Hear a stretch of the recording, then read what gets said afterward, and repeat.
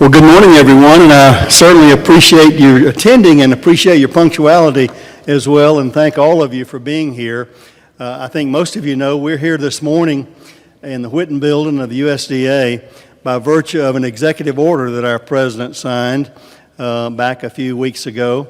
And I like to say, if you know anything about our president, it was not an executive suggestion, it was an executive order. And that's exactly why we're here, dealing with rural prosperity, which really affects all of our agencies to some degree. The great thing about this executive order, it's an interagency task force, and that's why Team USA is here today. I want to thank certainly our principals for being here and all the agencies being represented, and we're going to give them an opportunity to speak here in just a moment. But we know that there may have been a little anxiety from rural America over the timing of the nomination of the Secretary of Agriculture, but I can assure you the President has moved swiftly after that to make sure that he lets everyone know that agriculture is important and rural prosperity is important. We know that our U.S. economy depends on that. Ambassador Lighthizer is third day in a row here, so we also understand from an economic development standpoint, Ambassador, what trade issues are there out there, and we look forward to doing them. This task force, this interagency task force, has until October the 22nd to develop a plan for rural prosperity, and it will be an operational plan. Our goal is not to provide a report, but an operational plan to execute. And again, we have a lot of meetings here and a lot of talking going on, but this is going to be an effort to really develop a serious plan. We're not kidding ourselves. People in rural America know that the United States government, even as powerful as it is, can't make it rain and can't make the sun shine. But they do know that we can help to create a fertile bed for their prosperity by making sure that we look at our regulations, whether they're helpful or hurtful. No way are we looking to wipe the slate clean regarding environmental regulations or food safety regulations. We're only looking to enhance the betterment of America through safe food, good environment. We know that most of our people in rural America are great stewards of the land. We want to give them an opportunity to operate that way and to make their case for how they can help America prosper once again. So I want to thank each and every one of you here this morning for being here. And at this time, Director Mick Mulvaney of the Office of Management and Budget is a person whose agency really covers virtually all of our agencies. All of our paths go finally through Office of Management and Budget, and I'd like for him to address the purposes here. He knows he hears from the President virtually on a daily basis about policy and the things that the President would like to see happen. He can tell you how serious the President is about a prospering rural America, and I'd like to call upon Director Mick Mulvaney. Thanks, Sonny, and thanks for doing this, because you're absolutely right. The President, I think, by virtue of the fact he's asked us to come together as a team, and that Secretary Perdue is bringing us together as from various parts of the government, indicates the President understands that rural America is just different. And if you're not from there, like I am, go. I was talking to Mr. Pai, he just spent 5 days on the road. Rural America is different, and it's not just a different challenges they face regarding agriculture, it's everything. Housing is different in rural America, energy is different, communications is different, and if you're going to address the needs of rural America, you can't do it one agency at a time. You have to do it like we're doing it here as a team effort. And I think the President recognizes that and has already asked me to sort of make sure that we do this as a team, because that's the only way you're actually going to accomplish anything. I do encourage us to look at the various federal programs that exist in each of the agencies that are represented here. At the same time, I also encourage us to look more broadly at the policies. Programs are great and they can work, but by their very nature, are often targeted.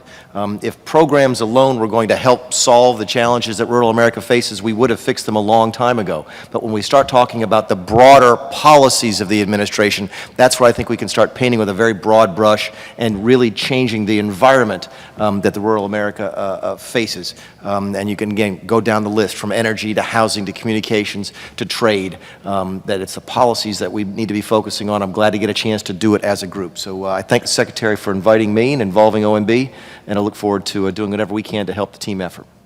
Thank you very much. I think, again, Director Mulvaney talked about some things, and the data suggests that while economic recovery is occurring across the United States, it's not occurring equally. Recovery is not occurring equally across the United States. Our unemployment is still below where it was in 2008 in rural areas, and 85% of our impoverished counties are in rural areas. Oftentimes we talk about inner cities and the challenges there, and there are some in inner cities, but look at the data. 85% of our impoverished counties are still in rural areas. That means 1 in 4 rural children live in poverty. That's a rate not seen since 1986. And we all know, those of us involved in agriculture know the farm income having been down from a high in 2013, down 50%. There are very few businesses and industries that can survive with a 50% cut in revenue over in just 4 years. So those are the challenges we face. One of those areas obviously has to deal with the basics, and housing is one of those basics. And I'm very happy to have today Secretary Ben Carson here with us while he deals with an agency called Housing and Urban Development. He also has a great grasp to understand that housing in rural areas is just as important, and I look forward to working directly with Secretary Carson in our rural development program that Ann Hazlett, to my right, is heading up, to see how we can synergize our housing programs across the country, both urban and rural. So, Secretary Carson, thank you for coming this morning. Thank you so much. It's been a great pleasure working with Secretary Perdue, and glad to be here with some of the other secretaries and heads of departments. Looks like we've got all hands on deck for this incredibly important inaugural event. Now, in his inaugural address, our president vowed that the forgotten men and women of our nation would be forgotten no longer. And this is a mission that I and my colleagues at HUD carry on our heart every day, and one of the things that has brought us together in this room today. You know, the toughness and resolve of rural America is amazing. So many of the communities have borne the weight of lost work, a shrinking agricultural section, drug epidemics, and political apathy from Washington. But even the strongest towns and bravest people can suffer when a deck is stacked against them. Through suicide, depression, drugs, and alcohol, we've seen the rise of the so-called deaths of despair among those in the previously stable middle class. Men and women are in danger of losing not only employment, but their communal ties to friends and family. As a doctor myself, these preventable tragedies are deeply troubling and should move our nation to sorrow and, more importantly, to action. Some people, through no fault of their own, lose their homes, but it is also their children who might be losing a chance at home ownership in the first place. In the wake of the housing crisis of the last decades, millennials are in danger of becoming the lost generation of homeowners. That's why I'm glad that HUD programs like public housing, assisted multifamily programs, and housing choice vouchers serve rural communities as well as urban communities. Through Ginnie Mae, HUD also backs rural housing mortgages. Of the 1.3 million very low-income renters in non-metropolitan areas, HUD programs assist 300,000 households. But there's still a lot more we can do, especially in cooperation with other federal departments. Housing is my issue, but only one of the many issues that are on the table. We also are concerned about education, work, training, medical treatment. All of these things are vital. We also need to work through public-private partnerships across the nation. I've seen firsthand as I've traveled the success of our efforts when they are led and advised by local stakeholders. We cannot expect to just fix things remotely in conference rooms in Washington. Instead, we must give the ability back to local governments, charities, fraternities, faith-based organizations, and others to strengthen their neighbors as they know best. I look forward to combining our efforts to build a society where no family is forgotten, no generation is lost, a society with homes, jobs, education, and opportunity for all, and a society where people can disagree without becoming violent enemies, a society where every one of our fellow citizens may fully share in the American dream. Thank you.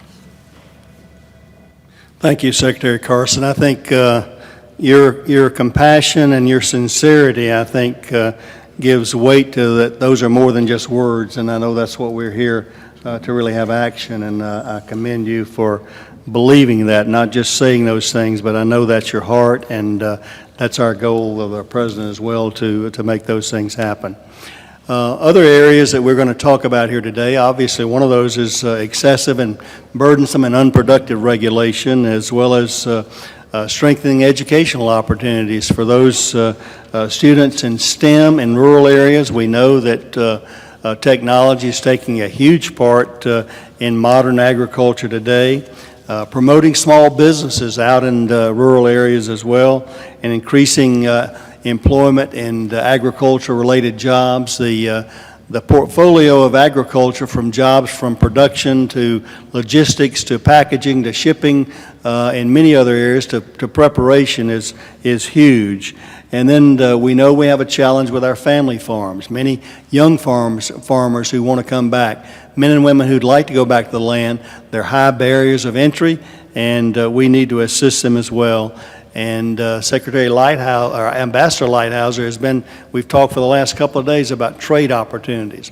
One of the partners that Secretary Perry, I didn't realize we shared as many responsibilities in rural America as we do between the Department of Energy and the Department of Agriculture. And I think your experience, having been Secretary of Agriculture in Texas, you grew up there, you know it from the ground up. But we're interested to hear how the Secretary of Energy and the Energy Department, collaborating with USDA and all of our partners here today, can help rural prosperity. Mr. Secretary, thank you. I was just thinking about the first time I stepped in this building in 1979. I think Bob Bergdahl was your predecessor, and as a young boy who was wanting to stay on the farm after spending some time in the Air Force and walking in this building and starting to get my education about how Washington worked. And I'm still in that, I'm in the PhD program now, but I'm still absorbing it. And by the way, bread pudding's a nice touch for a meeting this morning, so thank you, sir.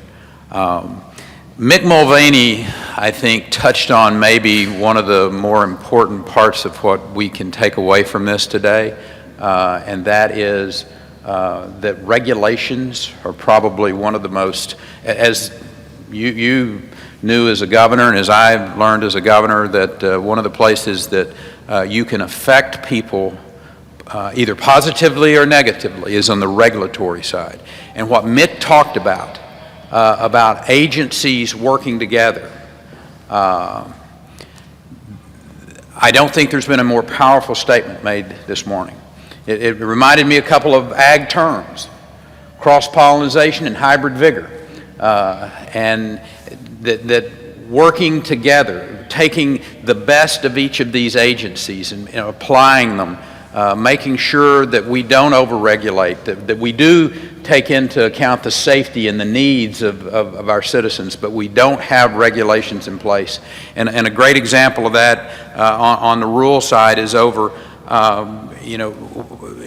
investor-owned rural electric co-ops, investor-owned utilities, and seeking low-interest loans that can really make a difference in USDA's rural utility service. That's a great example of how we make sure that those are easily accessible. Increasing the use of energy efficient, a great example are these variable drive pumps in rural areas. I mean, there's some, the regulatory side of what you do in your agencies is really important. People, the president knew he was getting kind of he was getting more than just a Secretary of Energy with me. He was getting a governor that had the, 14 years of experience of managing a fairly substantial entity, but he also knew that I was a guy from rural America. Paint Creek, Texas, 16 miles from closest place, got a post office. I grew up in a house that didn't have running water, still had a carbide plant outside of the old house. When REA came, it made a difference. When farm to market roads were built, they changed people's lives forever. And we can be the administration that can put processes into place, and mostly by getting out of their way. Most of the farm people say, man, if y'all just leave us alone, that'd be the best thing you can do. And leaving them alone translates into don't overregulate us. And I think if there's one thing, again, I'm going to go back to it, is yes, are we going to come up with new technologies that make living in a rural area better? You better believe it. It may be, it may be something on the communication side. It may be something, I give you a great example. Somebody said, what in the hell is DOE doing over here at a rural agriculture, and how do you make rural America more prosperous? In the Idaho National Labs, Mr. Secretary, we have a focus on how do you use agricultural products to create a more efficient, or I should say more efficient use of these agricultural products and energy sources. So, there's some real cross-pollination, again, between these agencies that I think Mick talked about, again, that's very, very important. Our national labs are going to continue to play a very important role coming up with new technologies that can, in fact, in a very positive way, impact their lives. When I left Austin, Texas, I'd spent 25 years in that town. And my wife and I decided we want to move back to rural Texas. And we did. We're 75 miles from Austin. We're 3 miles from Round Top, Texas, population 90. I hope when we leave here today that the President of the United States knows that he has surrounded himself with men and women who are true advocates for a part of America that has as much potential, that from time to time gets forgotten, that is the foundation of this country. And decisions that we make in this city have for a long, long time affected their lives. I hope when we are finished with our time here that they will look back, Dr. Carson, and say, well done, good and noble servant. Thank you. Secretary Perry, you are likewise a very passionate spokesperson and advocate for American rural agriculture and rural prosperity, and I know that's by your own testimony. That's because you have lived it and you are living it, and we thank you for being here. My first 100 days in this town were spent in the halls of 3 Senate buildings trying to get confirmed. I visited with 75 of our senators there, and I heard 3 things repeated over and over. irrespective of whether they were from rural areas or from urban areas or whatever district they work. What I found was that virtually every one of our senators and most all of our Congress members have agriculture in their district, and they're concerned about it. And the three things that I heard over and over again was trade, regulation, as Secretary Perry said, and again, how we can do better in all those aspects of doing well by doing good. I've asked the relationship that we've tried to develop personally, knowing that American agriculture functions is going to be dependent upon good trade policies. We know the productive capacity of American agriculture. That's been demonstrated so well. And we've got challenges because of their productivity in making sure that a hungry world out there benefits by the things that we can grow, do very, very well. Food, fiber, fuel, and coming soon, even pharmaceuticals.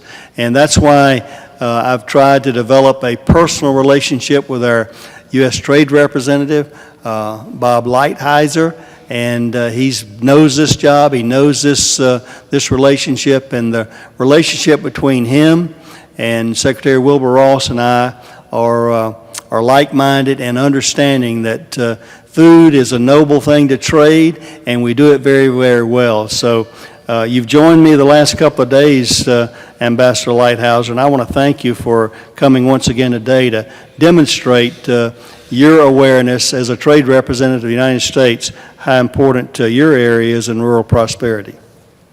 Well, thank you, Mr. Secretary. I basically get up, come to the office, and ask my staff, what does the Secretary of Agriculture want me to do today?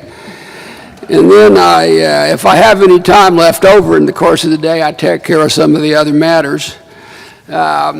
But when I went through my process, the senators made it pretty clear that agriculture and agriculture trade was very important too. And our starting point is that that we have the most competitive agriculture industry in the world, and anybody that has a trade surplus with us ought to be buying more agricultural products. So my contribution to this interagency task force is two things. One, income through trade, and two, the contribution we can make to innovation, which is so important to the business of agriculture.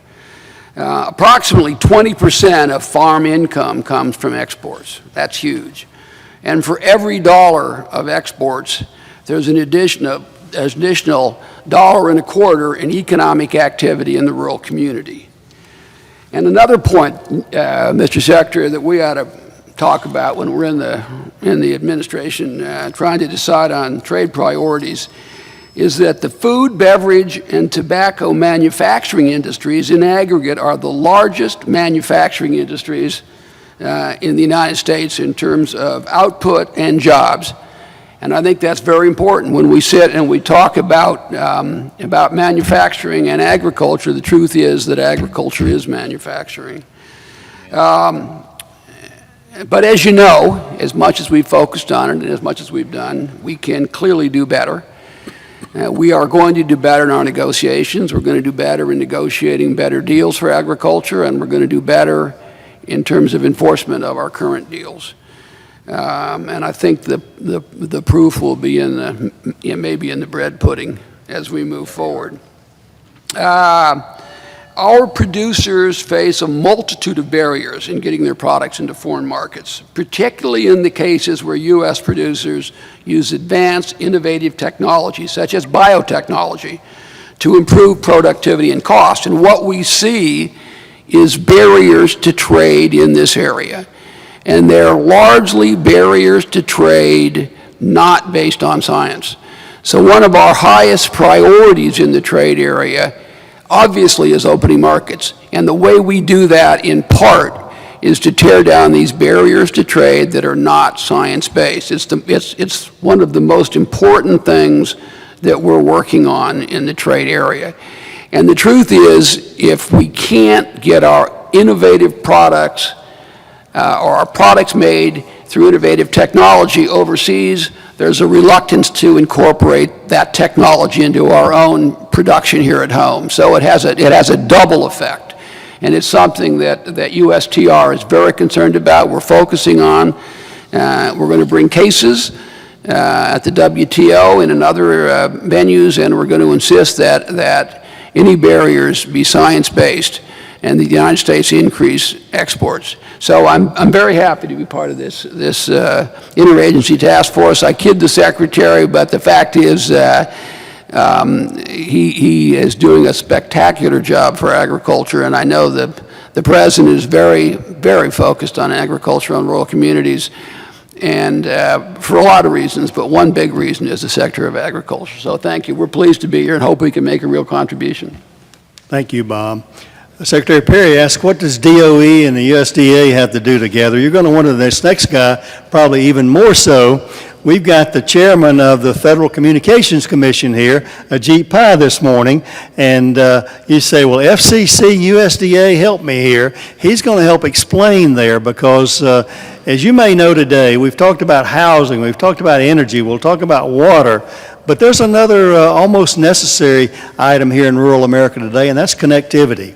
And our farmers are using connectivity and rural broadband for precision agriculture, as well as the sociological aspects of just remaining connected with the rest of the world here. So, Chairman Pai, I want to thank you for already reaching out in this area, understanding and grasping ahead of time the connectivity aspect. When we think about infrastructure, rural broadband is one of those first things that come to mind, along with all those other kind of things like sewer and water treatment plants and roads and bridges.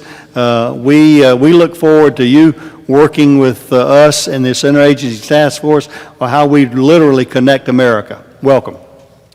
Well, thank you, Mr. Secretary, for the invitation. Thank you for convening all of us here. Thanks to my counterparts at all of these agencies for showing both in number and in spirit how important this issue is. And thanks, of course, to the President for kicking off this conversation with an executive order that I think was highly overdue. This is an issue that is not just a professional obligation for me, it's a personal passion. I grew up in a small town on a gravel road outside of Parsons, Kansas, about 3 hours south of Kansas City, and I got to see for myself how important it is to help these people make ends meet. In my current position, I've had the privilege of visiting a lot of parts of rural America. As Director Mulvaney said just last week, I was in some towns that millions of Americans have forgotten about if they ever knew. Madelia, Minnesota, Durand, Wisconsin, Lorenz, Iowa, Wall, South Dakota. These are places that are off the beaten path, but they are critical to the fabric of American life, not least because of agriculture. And while some of the questions they would ask me were varied, it could be about broadcast radio or broadband connections, the gist of the questions was the same. Does the federal government care about us? And I think with your leadership, Mr. Secretary, with the President kicking off this interagency working group, we are providing an answer, which is a resounding yes. And I was very grateful to you for inviting us because I think the Federal Communications Commission does have a part to play in helping rural America. One of the things that we do, of course, is making sure that every American who wants high-speed communication services is able to get them. In fact, that's the very reason why the FCC was created back in 1934. And there are a lot of things that we can do to improve connectivity, which we'll talk about in a bit. But I just wanted to mention why connectivity is important, especially when it comes to agriculture. Some people still think that we are operating in the age of the analog tractor, but that's no longer the case, as you and many others know all too well. You know, I visited a meat processing plant in Diller, Nebraska, where I got to see how the owner is able to monitor remotely all of his sites with Wi-Fi connectivity. And he told me how he's able to make sure that his employees are able to work on more productive things other than paperwork by submitting forms to the USDA electronically instead of having to fill them out by pencil, which is what they had to do 20 years ago. He's now able to use the internet to ship his product to all 50 states and around the world. I mean, this is literally a business that could not have existed in the way it does now 25 years ago before the internet existed.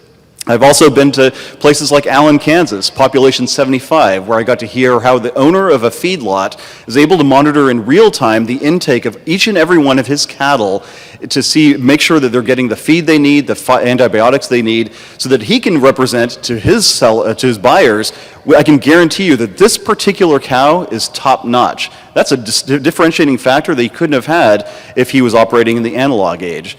Similarly, I've been to Whitehall, Maryland, where I got a chance to ride on a GPS-controlled combine. It's probably good that the combine wasn't being operated by me, but I got to see without a single person, they were able to really specifically direct how this combine operated. And they could even monitor using an iPad app exactly which parts of the field needed more water or less, need more pesticide or less. I mean, these are stories that are just incredibly important, I think, for agriculture. And of course, when it comes to rural America, I mean, agriculture is not the only application for technology like the internet. When it comes to healthcare, some of these folks I've met live 100 miles away from a specialist. The internet might be their only chance to get medical expertise that is comparable to what we get in some of the bigger cities. Education. I've been to an Alaska Native village where I got to see how some kids in an Alaska Native school are able to use the internet to get information that all of us can view very easily. Same thing with job creation. Obviously, it's important if you're an entrepreneur in a rural area to be able to reach a massive customer base. The internet lets you do that.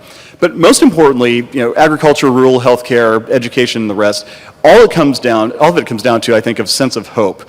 That in a lot of towns in this country, including in my own hometown, some folks are skeptical about the future. They don't think that rural America is a place to raise a family, to get a job, to build a brighter future for yourself. And so they end up moving to places where they might not rather move. They'd rather stay in their hometowns. And I think technology is one way of addressing that issue. And so I'm hopeful that with this working group, with some of the work product that we are able to generate, we're going to try to reverse that brain drain, so to speak, and give people a brighter sense about the future. So thank you once again, Mr. Secretary, for your leadership, and thanks again to all of the folks around this table. This is an important issue, and I'm just grateful to be a very small cog in a very big wheel. Mr. Chairman, thank you. You've so articulately expressed, I think, not only the need, but the passion and the understanding of what your agency can do in the contribution of the prosperity and the hope of rural America. So you've done a wonderful job. Your examples there were just fantastic. It reminded me of a visit to the panhandle of Idaho just a couple of weeks ago. Sawmilling there, obviously, in our U.S. forests is a big deal. This was not our father's or our grandfather's sawmill.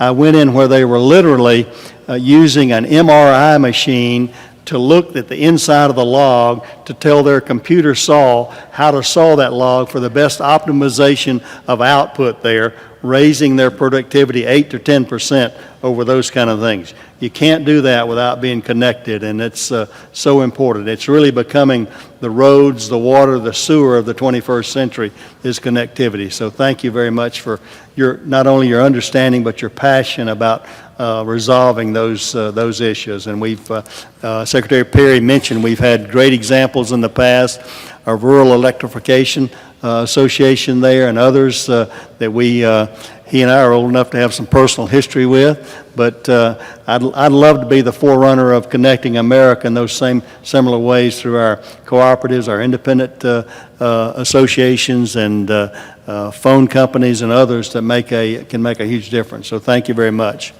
I didn't get to the third thing the other day. Earlier when I said trade, regulation. The third thing is what the next person I want to call on today had to do with labor.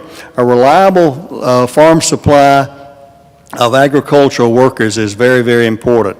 Secretary Acosta of Labor and I have had a chance to visit with this. He's obviously not able to make it here with all the hearings on the Hill today, but he has sent a representative from his department, and I want to call on his Chief of Staff, Wayne Palmer, to talk about rural agriculture and its relationship and its need for a reliable supply of agricultural workers. Mr. Palmer. Thank you, Mr. Secretary. Yes, I'm Wayne Palmer, Chief of Staff to Labor Secretary Alex Acosta, and I grew up in Forks Township, Pennsylvania, and my wife is from the heart of Amish country in Lancaster County, Pennsylvania. I'm never happier than when we go back and visit her family.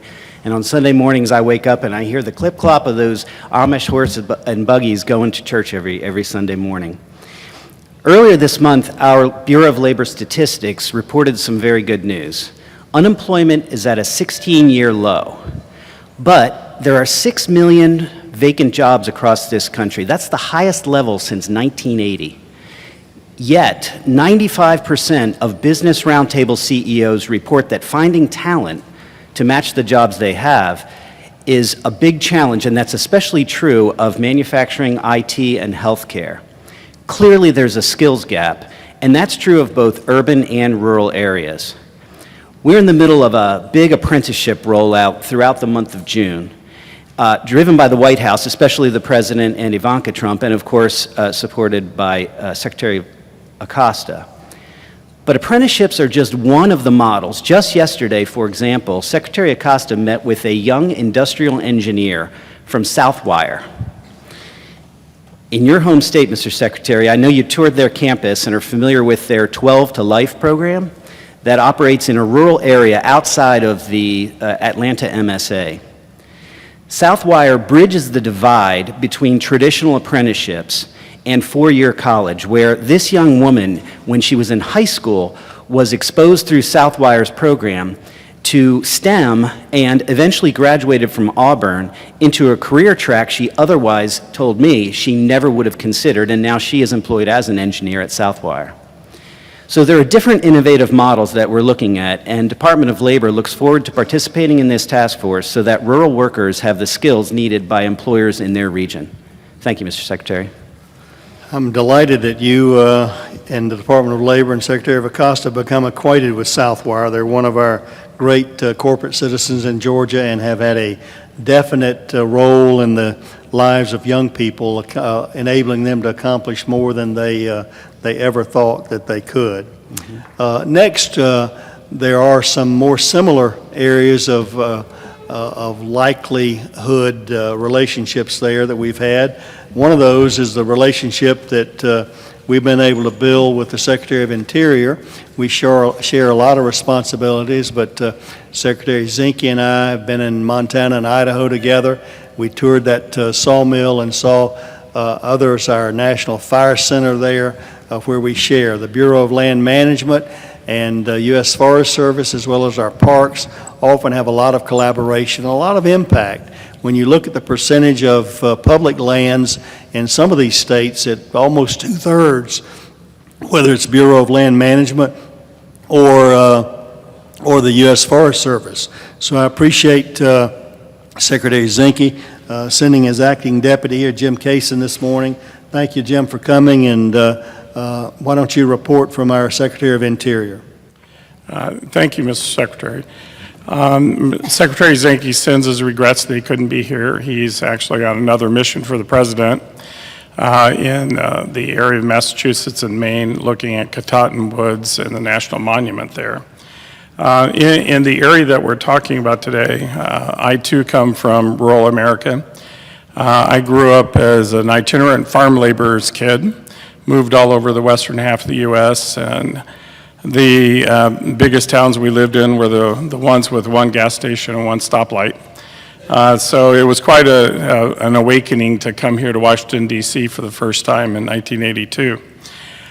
Within the focus that we're talking about today, there's a number of things within the Department of Interior that I think lends itself to these issues. One is development of rural water.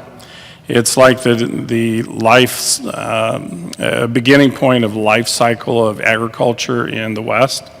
I just met yesterday with the National Congress of American Indians, and that's a population that's desperate for economic development. And so I think we'll find a lot of nexus there. And our programs, along with the Department of Agriculture, we're basically rural-based everywhere. And so the development of our natural resources is high on our agenda. And Mr. Secretary, one of the things that we would look forward to is taking a look at our respective timber programs and seeing what we can do on that. Because we're increasingly going in a direction of raising firewood for tomorrow's future serious fire as opposed to utilizing timber as a natural resource. And we think that there's a lot of ways that we can go about changing that and entering timber into the national commerce. So with that, we're very willing to help on all of the panels that you're looking at because I think all of them have an effect on interior's interest. Thank you. Thank you, Jim. Another agency that U.S. Department of Agriculture and Rural Prosperity depends on to a large degree is Environmental Protection Agency.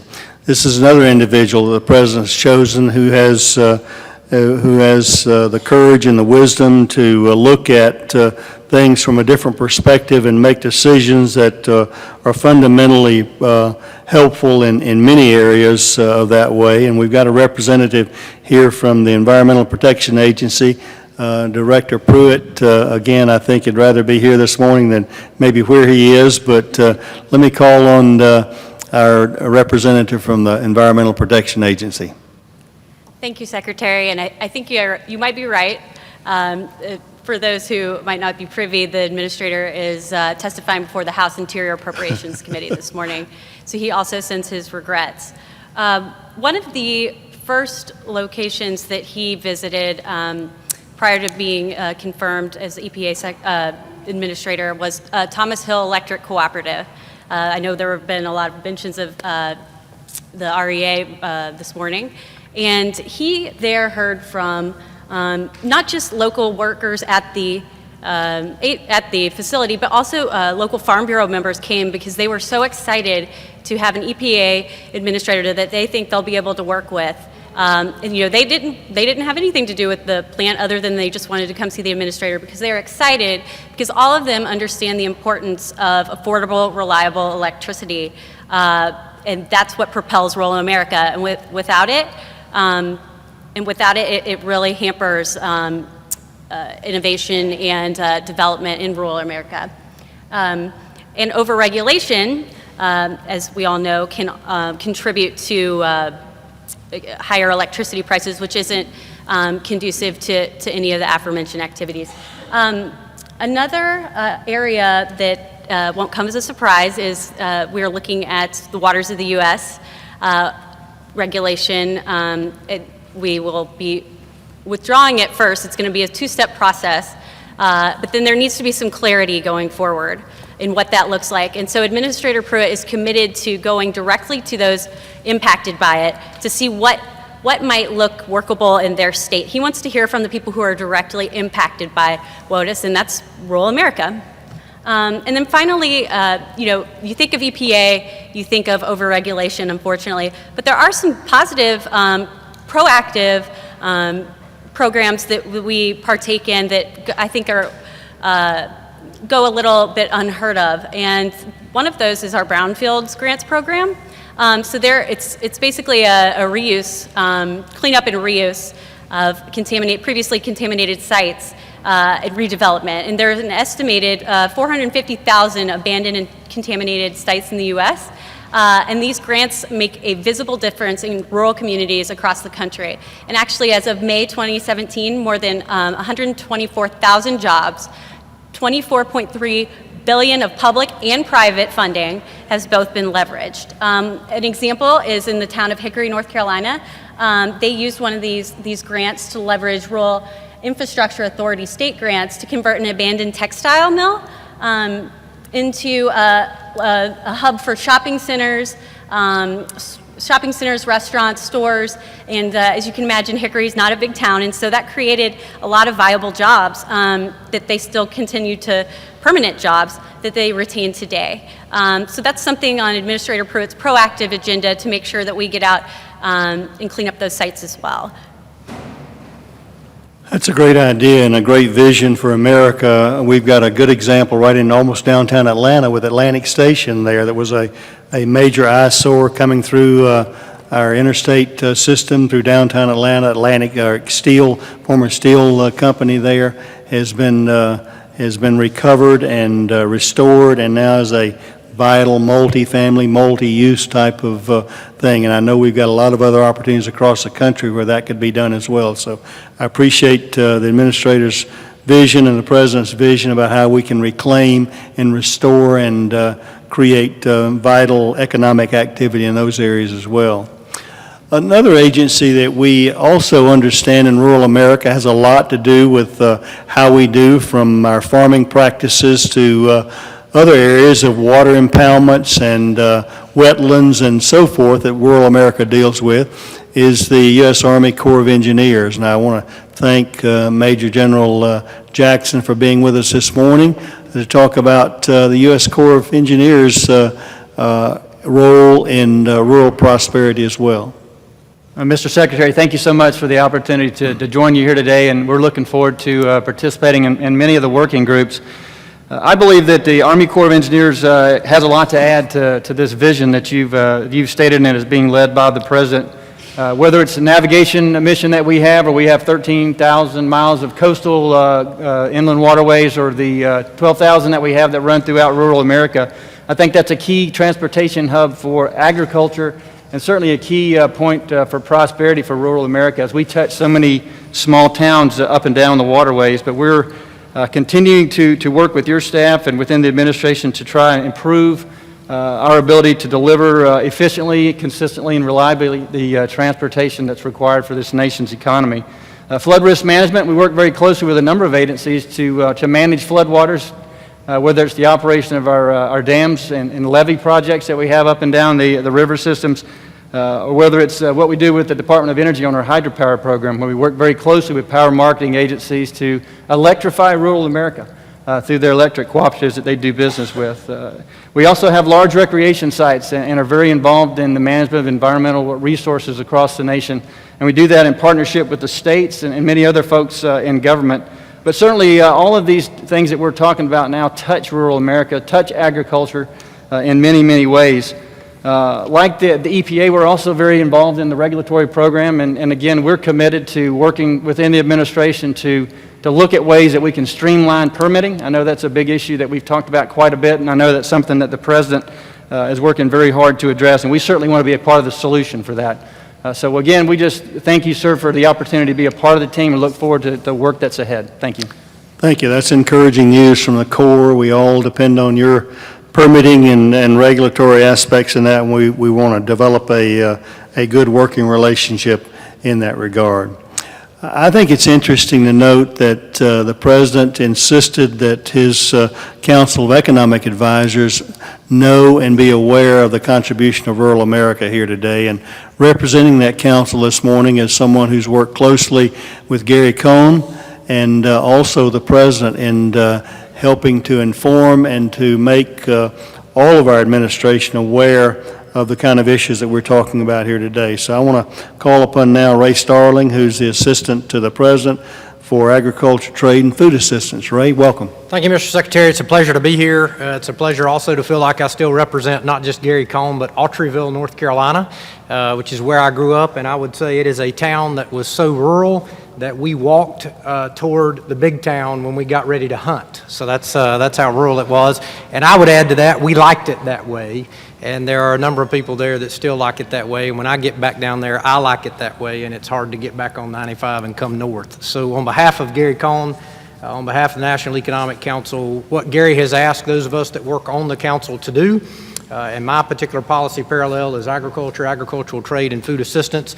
He asks us almost every week to identify and determine what are the barriers, what are the lids, what are the limits, or the governors, if you will, on economic growth in each of our sectors.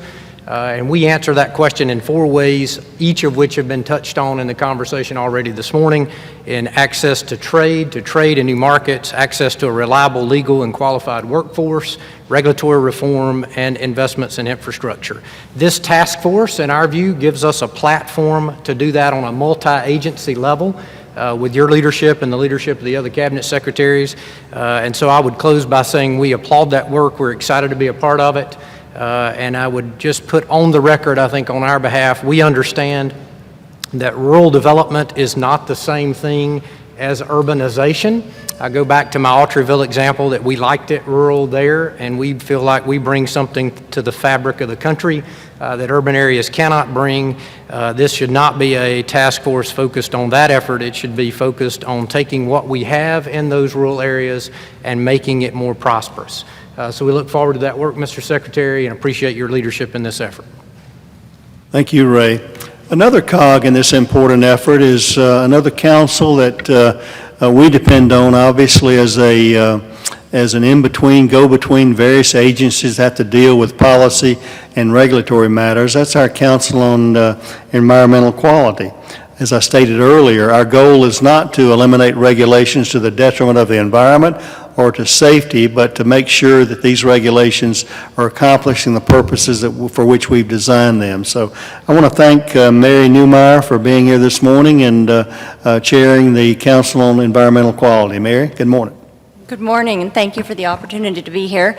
The Council on Environmental Quality, among other responsibilities, oversees the implementation of the National Environmental Policy Act, NEPA, and so is very engaged on environmental reviews and working with agencies to address aspects of permitting and environmental reviews. And so we have been working with the National Economic Council and the Office of Management and Budget and other entities across the federal government on the President's Infrastructure Initiative, and we will be working to try to assist in facilitating a more timely and permitting review process, and in particular, we have had many members of the agricultural community come to us to talk about, among other things, water infrastructure and the importance of water infrastructure to the agricultural community. So we look forward to working with all the agencies on ways to streamline the review process. And in addition, we also look forward to working on regulatory reform issues and supporting the agencies as we look at some of the rules and regulations that have presented practical challenges to stakeholders in the rural communities as well as across the economy. So thank you very much. Thank you, Mary. Appreciate you being here as well. I mentioned earlier that this relationship between agriculture, USTR, and the Secretary of Commerce and Department of Commerce has been integral in making sure that we're able to move and sell our products worldwide. And I've been very pleased with the relationship that we've developed, the very close relationship we developed with Secretary Wilbur Ross, who's also not here today, but commerce plays a huge part in many aspects of the portfolio, but we're particularly happy and pleased that Secretary Ross has engaged so voraciously in agricultural issues and negotiating a great sugar compact with Mexico, where they had been violating some rules there on sugar. He did a wonderful job there, and also as far as the Department of Commerce and its efforts in getting to beef into China, our team at Foreign Agricultural Services worked hands in glove with the Department of Commerce as well as the Trade Representative's office, and we're happy to have a representative here this morning, Brian Linehan from the Department of Commerce, to speak. Thank you, Mr. Secretary, and thank you for having Commerce be here at this task force roundtable this morning. I have the unattainable task of filling the Secretary's shoes, and I know he sends his regrets as well, but you know you have to divide and conquer. He's across the street with your colleagues, former colleagues as well as governors, working on the Workforce for Tomorrow meeting, and Commerce stands at the ready to promote initiatives that will help get a successful result to the executive order the President's put forth. I kind of follow on your lead on trade, and I've been doing a lot of delegating. The last 60 days I've been in office here, and I get to do a little bit, not deferment, but I have the chairman and I have the ambassador here on the efforts that are going on at the Department of Commerce to promote trade. We have the International Trade Administration, and through the International Trade Administration we have the Foreign Commercial Service, which has a multitude of offices around the world that stand to provide technical service, advisory roles to get companies that are kind of out of the incubator phase at SBA and are at kind of a export-ready level to provide guidance on how to get their products to markets, including agricultural products and seed and fish and beef, to get those around the world. in a streamlined manner through various parts of the government that have to do with transportation and getting through the ports and getting through customs. Along with that, I get to put in a little bit of a plug for Select USA. We have a summit next week at the Gaylord. Secretary Perry has been kind enough to keynote on one of those days, and we appreciate that. I think we have Pete Sessions, one of your colleagues, giving you the intro as well. And we have a record-breaking number of attendees that will be at that summit, over 3,000. 1,300, I believe, about our investors looking to put FDI, foreign direct investment, into the United States. So we're looking towards a successful outcome for that summit, that all the attendees, all the businesses will be able to have a little matchmaking with all the FDI that's across the borders to get those into the right places to promote economic productivity for all small businesses across the country. On broadband, I know we have the chairman here and he can talk ad nauseum, but we have Broadband USA, which is housed under the National Telecommunications Information Administration, and they also provide assistance in trying to figure out how to put the fiber in the ground. They're also looking forward to the next generation of 5G, also looking towards wireless and getting those components put into rural areas. And you had some great anecdotal stories there in trying to get fiber into communities where you can get online and get productive. So Broadband USA is and my enviable task is getting nominees through. So we're looking forward to getting the head of NTIA through the confirmation process. I know the team at NTIA looks forward to moving forward fast on Broadband USA initiatives. And on the STEM education front, I know we have one of our subject matter experts at NIST testifying today on the WannaCry ransomware event that happened. But at a more elementary level, at the education level, we have NIST provides the National Initiative for Cybersecurity Education initiative, which works with higher education and private sector partners in developing new standards for security and best practices. So I know DHS has a similar initiative as well, and I'll stop there, and I appreciate the time. Thank you very much. And I don't think you even mentioned NOAA, which we have an interaction capability with NOAA and our fisheries there as well. I'll just say that I went to the fish fry last night. I didn't see a lot of you there, but I will promise to make sure you have invites because it's a great event. So. Thank you very much. It's a great relationship there. And obviously, when you look at this interagency task force, the breadth of it really surprises me, and the President's wisdom in understanding how many moving parts there are to here. We even have a representative from the Department of Justice here today to make sure that we're doing things legally, legitimately, and we'll pass the test of litigation there, because that's kind of been a cottage industry in agriculture over the last few years, is the litigious society in which we operate.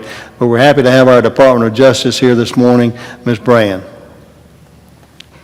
Thank you, Mr. Secretary. Well, we are delighted to be included in the task force as well. The Attorney General is in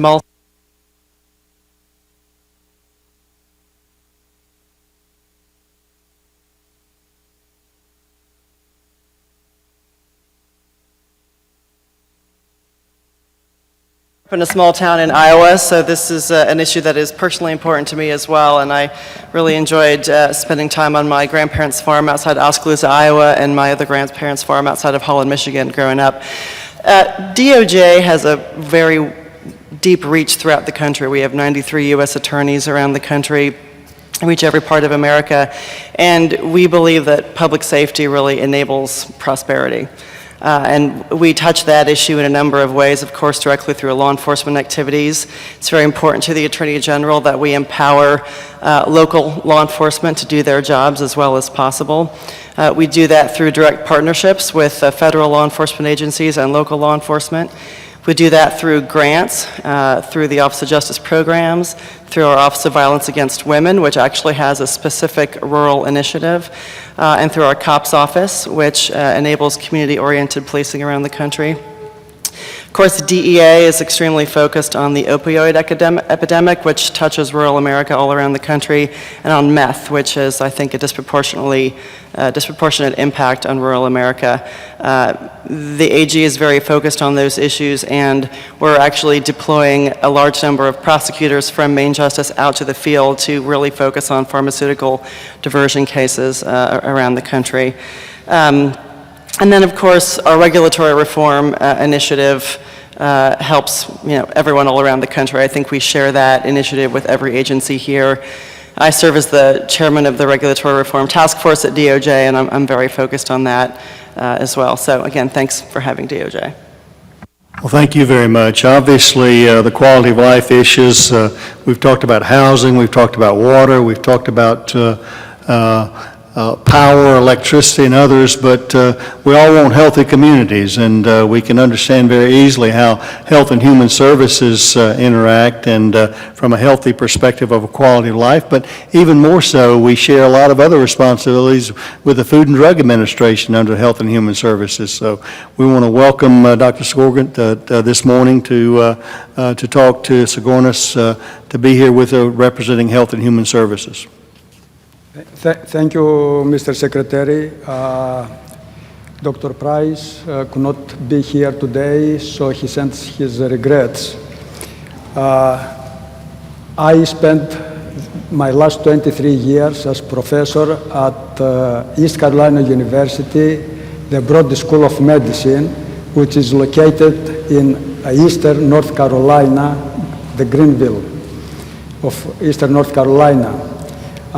Broad School of Medicine produces physicians who are focused in practicing primary care and rural medicine. I'm proud to say that 42% of our graduates are practicing primary care and 5% are practicing rural medicine, while the national average is about 0.5%. A crucial part of rural economic vitality is ensuring that rural residents have access to high-quality health care. HHS plays a significant role in that through its work with small rural hospitals, rural health clinics, and community health centers across rural America. Many HHS programs, from Medicare and Medicaid, to the Community Health Center program, to the National Health Service Corps, as well as the support of public health through Centers for Disease Control, support rural health care delivery. HHS is already working with many of the other departments and partners represented on this task force, including USDA, the VA, and the Department of Labor. USDA has long been strategic HHS partner through its rural development programs that provide access to capital, through the food and nutrition programs, as well as its support for broadband, telemedicine, and distance learning. HHS looks forward to engaging with USDA, our White House partners, and other federal agencies to enhance the quality of life in rural America. Thank you. Thank you very much, Doctor. And I want to call on, we're almost out of time here, so we got a couple other people I'd like to speak, but race, compadre, and the domestic policy also plays a huge role, and Director of the Deputy Assistant to President Paul Winfrey for domestic policy and budget policy. Paul, welcome, and obviously U.S. agriculture is domestic policy as well. That's right. Thank you very much for having me, Mr. Secretary. I think like most people around this table, I have a personal connection as well to rural America. Originally from Southern Virginia, my wife's from dairy country in upstate New York, so we have both the northern and the southern connection of agriculture, and I have a unique perspective on both those communities and the challenges to both those communities. Like my colleagues on the National Economic Council, the Domestic Policy Council gets up every morning and asks ourselves, how are we going to make America excellent that day? And a big part of that will ultimately be reflected by the different topics of this report that we've heard a lot of the agencies are already doing a lot of good work on. But in particular, one of the issues that we are particularly interested in is making sure that rural America and businesses in rural America have access to a reliable and a legal workforce so that they can ultimately do what they do best. And coming off of that, another big issue that is at the forefront of our domestic policy agenda that we've talked about already today through effectuation through the other agencies is in both deregulation and in creating better regulations so that American innovators and inventors can do what they do best and the federal government can get out of the way. And with that, like I said, I'm astounded to be here. Thank you very much for having us. Look forward to contributions and to the ultimate production of this report. And thanks for your commitment for this project, and looking forward to working with everybody around the table. Thank you very much. While we've got a lot of interesting, innovative ideas over different infrastructure, we can't forget our roads and bridges. So we want to thank our Chief of Staff for the Department of Transportation, Jeff Burr, for being with us this morning. Those fundamental types of things we need for rural America. Well, thank you. I'm very happy to be here today. Secretary Chow is disappointed she wasn't able to be here today, largely because she's instead at a House Appropriations Committee testifying right now. But at the Department of Transportation, we are very much focused and attuned to the needs of rural America. As the Secretary likes to remind people, as a proud Kentuckian, she hails from a predominantly rural state. One of the biggest things we're focused on, obviously, is the President's infrastructure package. And much of that is focused on a lot of the permitting and deregulation improvements that are possible, but also it's about leveraging the federal investment in all kinds of infrastructure. And some of that leveraging comes in things like public-private partnerships, that a new approach will be required in order to address the needs of rural America. A lot of the, what we've found is a lot of the programs, especially in the transportation space, when they innovate in ways that often begin in urban areas. And some of those innovations, like things such as tolling and using that to incent federal investment, aren't as viable in a rural area. And so I think many of the different agencies that are involved in producing the infrastructure package are focused on having a rural title and looking at those rural needs and making sure that innovations that might work in one area, we recognize they won't work in others. And so things like availability payments and other incentives that can be used to do a public-private partnership in a rural area and incent some private investment and some leverage there are something that we're very much focused on. The other thing we're looking at and spending a great deal of time on that I think involves rural America is technology and things like autonomous vehicles and drones and some of the things that Chairman Pai mentioned, some of the innovative ways that we can leverage that technology in rural America and in the area of agriculture. Those technologies are just at the beginning of where different levels of the government are looking to regulate them. And the question is, what's the right approach? What approach takes into consideration things like safety and privacy, but also doesn't stifle innovation and send it elsewhere? And so that, again, is something that we're very focused on and hopefully can be helpful in this effort. So again, excited to participate. Thank you for the invitation, and I look forward to working together on the issue. Well, we have a robust rural development program in USDA. Many of our rural citizens also depend on the Office of Small Business, and happy to have Mr. Jones here this morning to just give us a brief comment from our Small Business Administration. Thank you, Mr. Secretary. The Administrator regrets not being able to be here today, but she appreciates you having SBA be a part of this task force. You know the mission of the SBA is ultimately job creation across all our communities and across our rural communities. In the next few years, the Administrator will be on the Ignite Tour, visiting over 68 communities across the U.S., and many of those will be rural communities, with a focus of listening to small businesses and entrepreneurs, understanding what are those obstacles that stand in their way from creating more jobs and growing their business, with a focus on regulatory reform, understanding what are the tax issues that are out there. In addition, on that tour, we will be educating the individuals on the different core programs that the SBA offers, from counseling, how can you work with some of our resource partners to understand accounting, finance, marketing.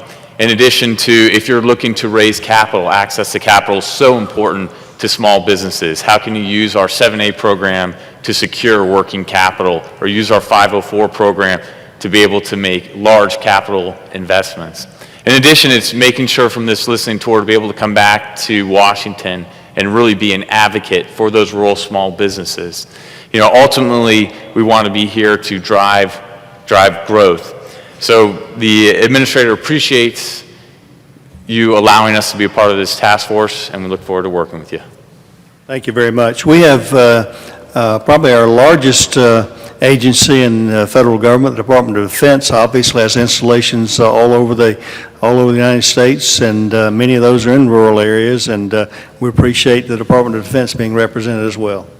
So I very much appreciate the opportunity to be here and represent Secretary Mattis, who is on the Hill today. Excuse me. You heard from our Civil Works side, General Jackson. From the purely defense side, many, if not most, of our installations are in rural areas. And the partnership that's developed over the decades of their presence there, I think, has been important, obviously, to us, as well as to the services that operate those installations. And I wanted you to hear from me, sir, that we want to enhance and continue that partnership as it will help this effort. And I can assure you that we're fully on board. So thank you. Thank you very much. Now we're going to follow the money to the Department of Treasury, and with the money there. So let's hear from our representative from the Department of Treasury. Good morning. My name is Kip Cranbuell, and I'm the Deputy Assistant Secretary with the Office of Small Business, Community Development, and Housing Policy within the Treasury's Office of Domestic Finance. I'd like to thank the Department of Agriculture for hosting this meeting and leading this important task force. Treasury looks forward to working with all of you. We are committed to reviewing the ways that our programs can help increase economic opportunity and promote community development in rural areas. As you know, the administration is keenly focused on ensuring regulatory relief for community banks. Community banks disproportionately serve the needs of the nation's small businesses and rural communities, accounting for 43% of small loans to businesses and 90% of agricultural loans. Treasury strongly supports efforts to further enable our community banks and credit union sectors, and we look forward to continuing to work with each one of you. Thank you very much, and I want to thank all of you for being here this morning. I think, again, I want to go back to the executive order. The order is to get something done. We're going to have working groups. We've got until October the 22nd to develop a product that guides us for the future. That's just the beginning here. We're going to have a quality of life working group.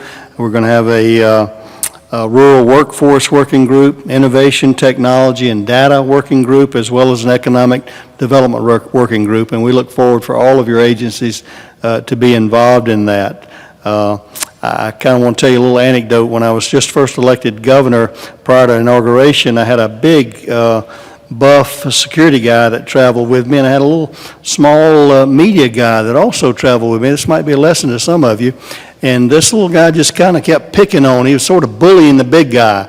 And just, I don't know if he was interested in suicide by cop or not, but anyway, he was just kind of picking on him.